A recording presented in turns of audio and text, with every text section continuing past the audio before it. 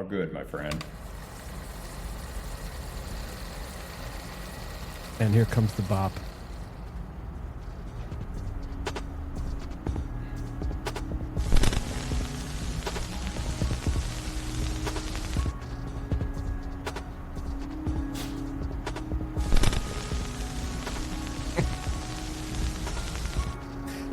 Thank you, Salary.com, for sponsoring us. Hello and welcome to the HR Data Labs Brown Bag Lunch. I'm your host, David Turetsky, alongside my best friend, co-host, partner in crime from Salary.com, Dwight Brown. As I said, we could never get rid of this thing. There it goes. Just a little extra artwork. Thank you. Oh, did you get it again? It's one of those things, it doesn't matter how many times you do it. You always do it. Yeah. So, Dwight, how are you? I'm doing pretty well. How are you? I'm okay, but you know why I'm really good today? Tell me. Other than my son graduating from college tonight, which is a huge thing, we have with us Dr. Matt Zakreski. Dr. Matt, how are you? I'm great.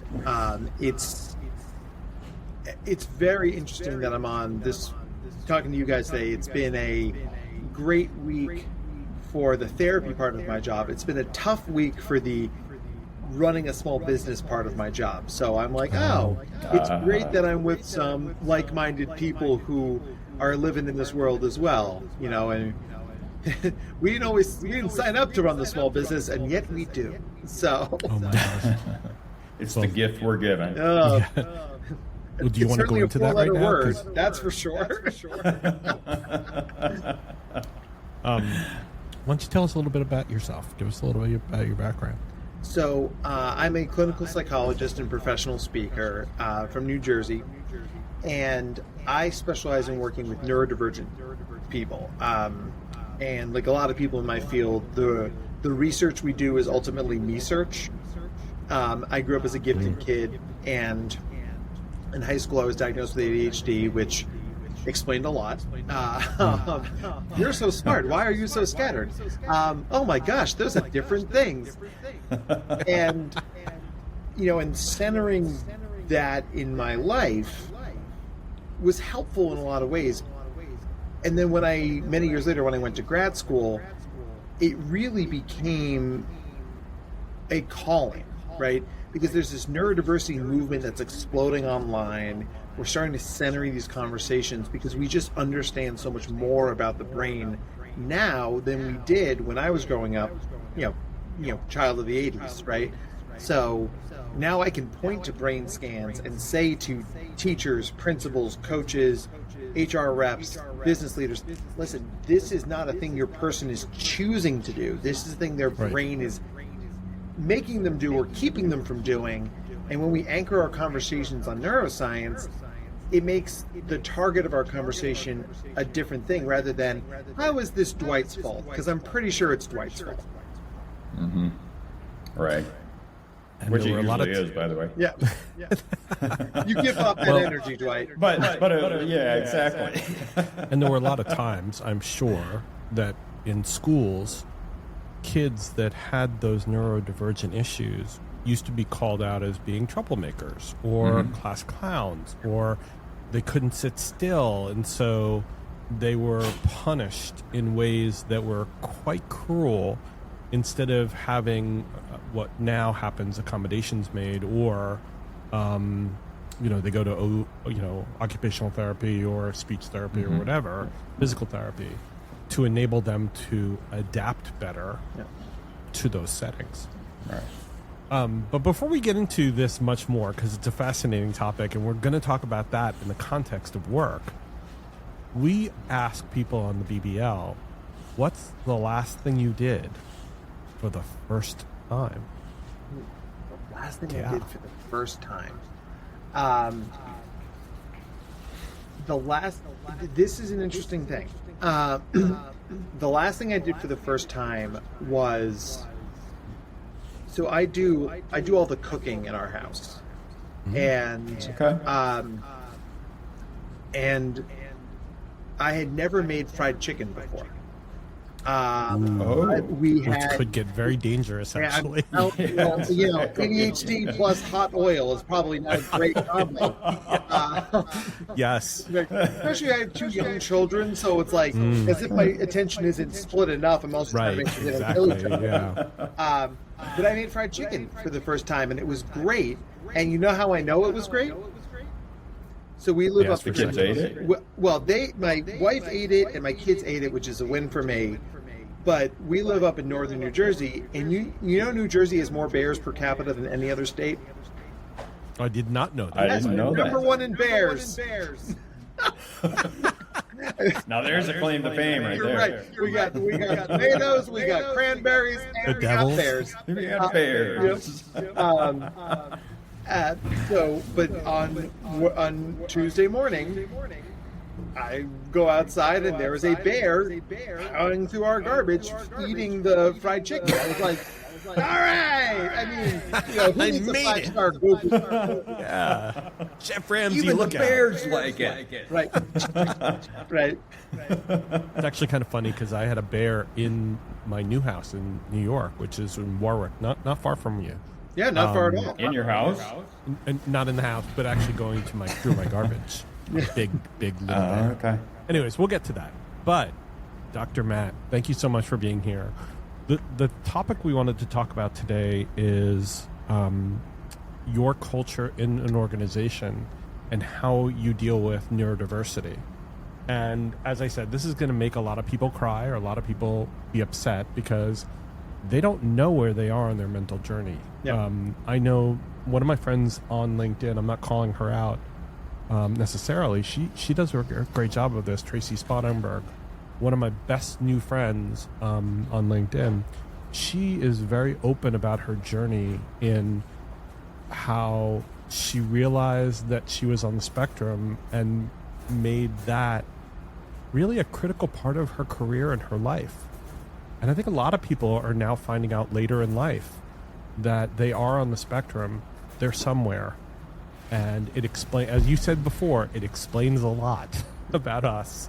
Can you tell us how that affects people at work and how they're really supposed to respond to it? What is a company supposed to do within their culture, within their working environment, to deal with people who now, all of a sudden, they now realize, I'm not like everybody else? Right. What does it really take to lead with impact in today's ever-evolving world? Welcome to Inside the C-Suite, the podcast where influence, energy, innovation, and empathy converge. Hi, I'm Christy Honeycutt, your host. Join me as I sit down with the boldest voices in leadership, visionaries who are not just making decisions, but making a difference. In every episode, we explore the heart of leadership. How do high-performing leaders harness their energy? How do they lead with empathy without losing their edge? How do they turn disruption into innovation and pressure into purpose? You'll hear unfiltered stories of adversity, resilience, and the raw moments that shaped true influence. This isn't about perfection. It's about presence, passion, and the energetic exchange that fuels transformation. Inside the C-Suite is your invitation to lead from a deeper place with intention, connection, and courage. If you're ready to go beyond the surface and unlock what really moves leaders to action, hit subscribe and step inside. You can find us wherever you get your podcast fix. Inside the C-Suite, well, we're an energetic exchange. Let's lead with influence, live with energy, and create with empathy. So, Or I am. yeah, for all the people out there listening to us, whether you're on the live or you're going to listen to this later, the language we like to use about this is that a lot of people out there think they're weird horses. They see everybody else like doing horse things. So they're like, I can do most of those. It's not as easy as for me, but maybe I'm just a weird horse. But what it turns out is actually you're a zebra, right? And zebras and horses look alike. They need a lot of the same things, but zebras do better when they get zebra things, not just horse things, right? And since the world is built for and by neurotypical people, 80% of people are neurotypical. it makes sense that those of us who have different brains are a neuro minority, right? There are less of us. Right. And we are not asking to upend the structure. We're simply asking, like, can you also put out some zebra? Right? We're just looking for that piece of equity, right? Everybody should get what they need. Now, when this applies to workplaces, I always ask for leaders and managers and HR professionals say, we want to search for strengths. We don't want to be a deficit detective. It is really easy to focus on the bad. Stop looking for the bad things. It's a human nature thing. Like, evolutionarily speaking, our brains are really good at pointing out the bad stuff. That's the danger. Right. That's the problem. Pay attention to that because that's going to keep you alive. But if you've got your best salesman and he's never on work on time, and you fire him because he's never on work on time, then you're losing all the revenue that guy gives you. Right? Mm-hmm. If you've got a really great person in operations who, let's say they're on the autism spectrum and they're blunt interpersonally, right? I can train that person to be more pro-social in their communication rather than firing that person or punishing them for a thing they can't do. Right? So, or worse, promoting them to be a people manager and then firing them because they suck at it because they don't want to have to deal with other people. Yeah. Right? I mean, it's I often tell this story. I used to work for EF Educational Tours up in Boston, and I was very good. I don't think I could sell everything, but I'm very passionate about travel, so I could sell travel really well. And my numbers were so good, they put me on the repeat sales team. So, like, moving quickly, getting a lot of repeat customers, go, goals. And guys, I sucked at it. It wasn't my sales style. Right. I built relationships. I got to know people. Yeah. And so after almost getting fired, I asked to be put on the advanced sales team, working with people who are traveling 2 years in advance. Right. And then my numbers to develop right those back relationships. Up, going back up to the top of the sales charts. And all of a sudden they're like, wait, where'd this come? Like, where'd you go and why are you back? I'm like, right. How'd you turn it around? Right. Yeah. Because just because you're good at something doesn't mean you're good at all aspects of it or all iterations of that. Right. Right. And I think that so much of what we do in the HR business space is we work hard when we need to work smart, right? If you've got an employee who can do something really well, let's build an infrastructure around that skill rather than saying, well, that skill's great, but we need it to look like this. Mm-hmm. Wow. Right? Skill is rare. Talent is rare. Let's amplify and celebrate the talent rather than arbitrarily putting glass ceilings on that because we've always thought it needed to look or act this other way, right? And that's where we end up seeing neurodivergent people really shine because you've created something where they can be the best versions of themselves without worrying about the things that really don't matter as much. I think one of the questions that comes to mind is, in cases like that, a person has to identify as neurodivergent. Yeah. And I would imagine that that's a very tough thing. And there's a lot of people out there that don't identify. And so it's like they sit in this bucket still. Or wouldn't want to, wouldn't feel safe doing it. And well, they'd feel lesser, right? They'd feel like, you get a diagnosis of ADHD or whatever, you're like, oh my God. Yeah. Right.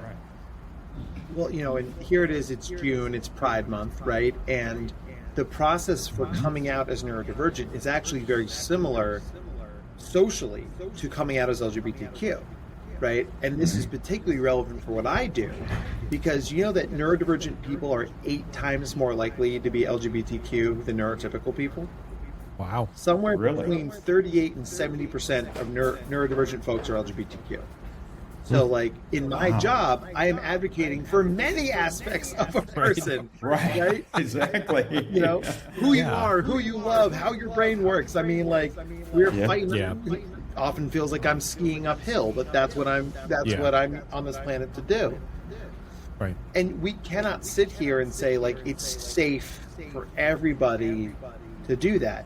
But that's where I think businesses can actually be a much safer landing space, because it's this sort of very pragmatic nature of capitalism. It's like, listen, you're a resource. I need to optimize your resource. The more I know about this resource, the more I can optimize it, right? If you can create a culture where those things are out and talked about and normalized, then what you're doing is you're lowering the bar for more people to be the most authentic versions of them, right? And when I talk to companies, I'm like, listen, 20 years ago, you didn't have gluten-free options. You probably had peanuts and everything. You didn't have soy milk, almond milk, blah, blah, you didn't have Impossible Burgers in the cafeteria. Now in 2025, you do, because you've adapted to changing dietary needs. What I'm asking you to do is model those same things for neurodivergent needs, right? And then, because it's the thing, we're not asking people to reinvent the wheel. We're asking somebody to do a different version of a thing they're already doing. Yeah. To me, it comes back to the label. Yeah. You mentioned it before. The normies built the structures, right? And so I think I got that from a movie. Sorry. But the normies built the model for what people should do and how people should behave. And by the way, that model was based on, making sure that we could have an army that understood how pay ramped up as they went up by level. It's stupid. But even so, and job descriptions do a horrible job of this. What if a person couldn't do everything in the duties and responsibilities? Well, what performance evaluation says is that they're not exceeding performance. They're not even average performance. But you have somebody like you mentioned before, Dr. Matt, where they're knocking it out of the park because their results are phenomenal on 99% of the stuff, but they're not doing the 1% because they just can't. They're not wired to. To me, the label sets them apart, even though you're giving them what I call accommodations, because my kids get accommodations in school because of their IEPs. How do we break through those labels? Because they do carry, what's the word, cultural weight for how you're working with other people.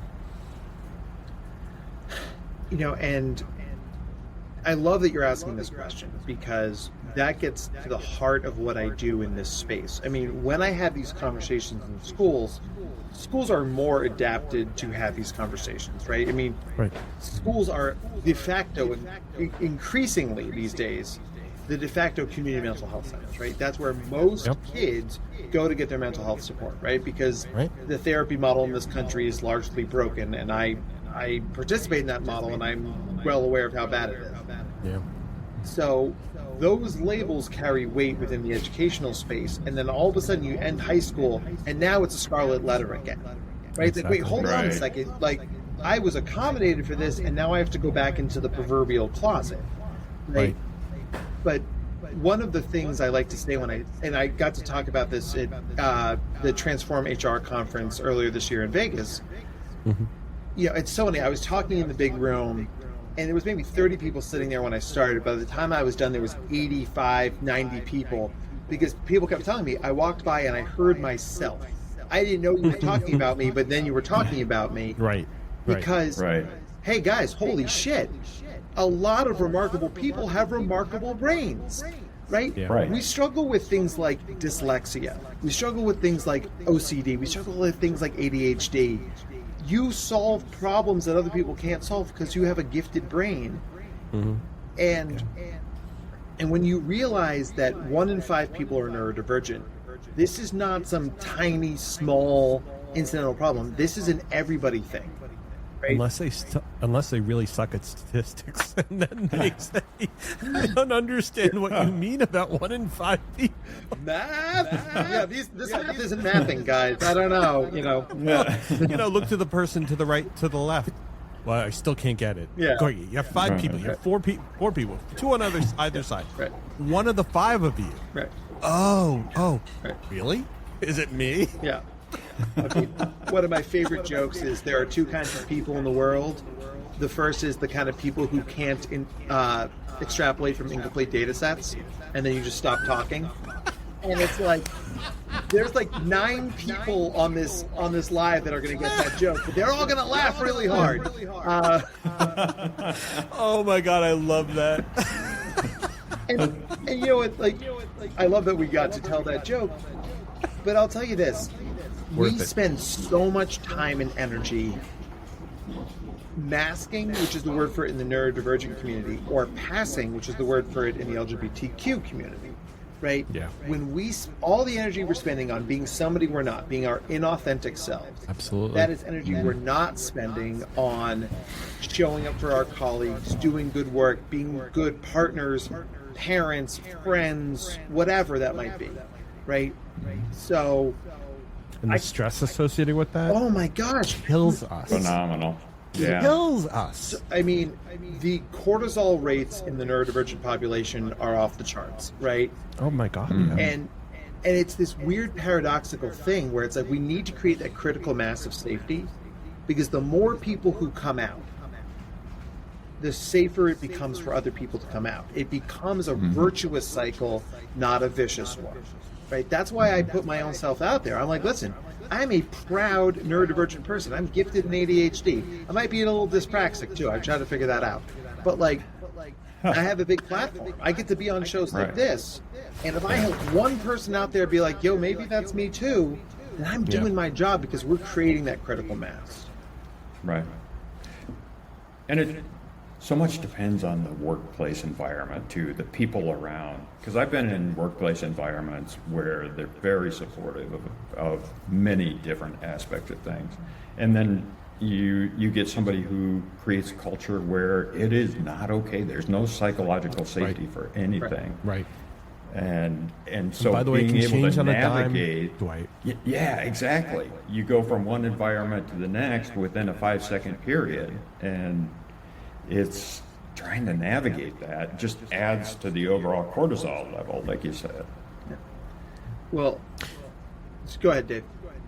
Yeah, Dr. Mann, on that point I was going to ask, is Dwight's question even worse when we take into consideration work from home versus work at the office? Ooh. This is going to be such a psychologist answer, and I apologize. It's a yes and no thing, right? Work from home is one of the best accommodations we can give neurodivergent people, right? Because it's often not about the work, it's about the trappings of work. It's about getting there on time, navigating public transportation or the highway. It's about the goddamn water cooler. It's about the coffee machine. It's about the lights. It's about that awful background noise, because Sharon and HR just will not stop talking about her niece's quinceañera. And like, we're very happy for you, but I'm trying to do some coding, right? So I tell every company I talk to, listen, if you make work from home an opt-in, right? Somebody just is like, hey, I gotta work from home today. What you're doing is you are helping people do the best versions of their job. Right. Mm-hmm. Because that what the research shows us is that it isn't the work that's the problem, it's the stuff around the work. So working from home, I can control that environment more. And what you're doing is you're showing trust in your employee. When you show trust in your employee, they repay that trust. And yes, not every time, we're all realistic grown-ups here, but way more than it doesn't, right? And you're going to get the best version of that employee if you allow them to focus on the actual job, not the bullshit around the job, right? And you know, one of the guys I work with, he works for a major international company, and we fought really hard to get him work from home, and we finally were successful. And every so often he sends me, you know, the data from his team, and he's so far at the top of the charts, they had to make a different sheet for him, right? It's like Katie Ledecky in the Olympics, right? Like, he's on a different screen, and everybody else is like, we're back here, right? And like, and that's all you had to do was let this guy work from his living room. That's all you had to do, right? Just like if in school you let the ADHD kid sit in a swivel chair, or you let the kid who's on the spectrum, you know, have their sensory stuff. Like, we are talking about people's humanity here, guys. It really, like, one of the things I'm fond of saying as a psychologist is, like, things are simple. That doesn't mean they're easy, but they're simple. We're talking about simple fixes here. My son can't stop, my youngest son can't stop doing what I call hand puppets. It's his way of being able to express himself as well as keep himself, because he's ADHD. He had been ODD as well, which is oppositional defiance disorder. He still is, but the person who met him for 25 minutes says he isn't. No. But the reason why I bring him up is because he does a lot of things that I think would disturb other people. Like, he does a lot of hand puppets. He's having dinosaurs fight between himself. Yeah. And he does it at school. And one day I asked him, I said, Teddy, do you think that other people, while you're doing that, do you think they're judging you? Or do you think they ask you, or does anybody ask you what you're doing? Or do people stay away from you for this? He said, you know what, Dad? I don't care. It's a way for me to keep myself interested and to keep myself aware. And I go away, I do that for a little bit, and I'm back in. Yeah. That's a self-aware kid. It's a very... Yeah. But and the reason why I brought it up is because what kind of accommodation does someone like that get in an office where he's sitting there, he's twiddling his thumbs, literally, in an office environment. Other people are there, they're working, they look up, they see him doing that, and they go, you're literally doing what everybody says don't do about twiddling thumbs. Yeah. What are you doing? And you mentioned about the schools making accommodations for stress and being able to have their gadgets and their fidgets and things like that. Do we need to address in the workplace that the fidgets and the stress relief need to be something that need to be accommodated, or that just should be, or let that person just be?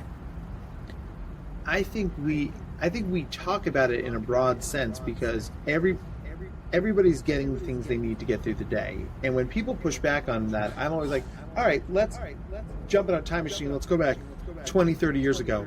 How many of y'all used to take cigarette breaks? And everyone sort of looks around, they're like, there's their hands. I'm like, isn't that a self-stimulation? Isn't that a coping thing to get through the day? You take that coping mechanism burst, right? Absolutely. And like, I don't know if either of you ever worked in the restaurant industry. I mean, I was a bartender for many years. I used to take cigarette breaks not because I smoked, but because I got to go outside. I'm like, God, I'm sitting on the bench with all the smokers. This is nice.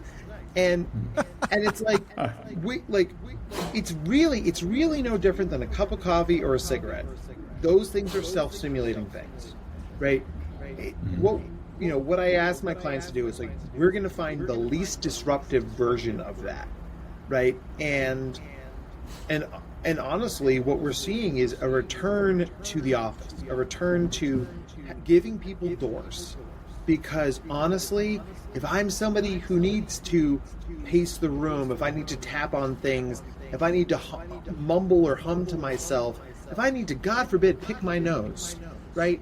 If there's a door to my office, then that doesn't bother as many people.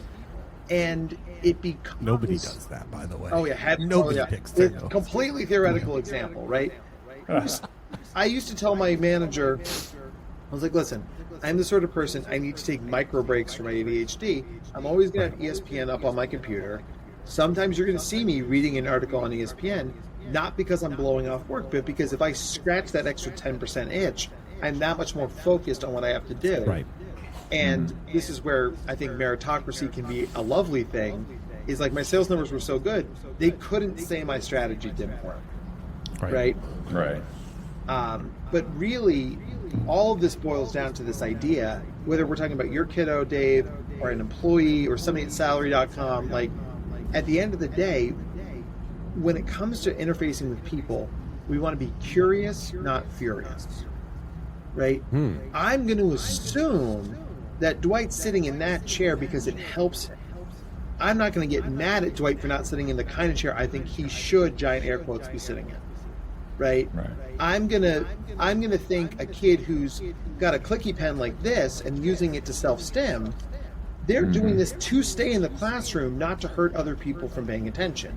If I'm curious about what purpose this serves, I'm aligning myself with the kid or the person. I'm not making that person my problem. And that's the sort of sea change we need to make if we're going to optimize these people and give them the lives they deserve, right? We're not asking them to have we're not asking for any more than anybody else gets, right? But it's a fundamental question of equity, and we are all capable of giving people what they deserve. Now, so often it's about the ideal state is being in a place where people can talk about it and have the conversations and feel safe having the conversations, both asking and answering. And I think of that as kind of a life journey in many ways. You go from one environment to the next, but ultimately, if you can sit down, have those conversations with people, understand it, then when I walk by your desk and I see you on ESPN, I'm like, oh yeah, he's taking a micro break there. Yeah. He needs that. But even if you think about the ESPN, or you think about the walk around the office, or you think about the twirling the pen or the fiddling of the thumbs, there used to be this concept in the context of the working day, that there were times where you could take time for yourself. Yeah. Mm-hmm. You got into work, maybe you had a 10-15 coffee break. Yeah. You got lunchtime off. Mm-hmm. Mm-hmm. I mean, off. Not at your desk. Right. Off. Right. You got back, you had a 2:30, 3 o'clock break for Matt's smoke. Or his secondhand inhale. Secondhand smoke, yeah. But then 5 o'clock rolled around and you left. Yeah. That does not exist anymore. Nope. Not exist. There are some places like California that require breaks, and it also requires clocking out and clocking in, and if not, there are huge fines for that. Yeah. But the concept has changed, and I'm wondering how and why, because it's not just about the cigarette industry anymore. It's about people's eyes, their mentality. You cannot look at these damn either 60 or 100 hertz screens for your entire day and not have affecting in your eyesight at all. Mm-hmm. Yeah. Right. And Dr. Matt, to your point, know your brain. Right. So how is it that we got away from that?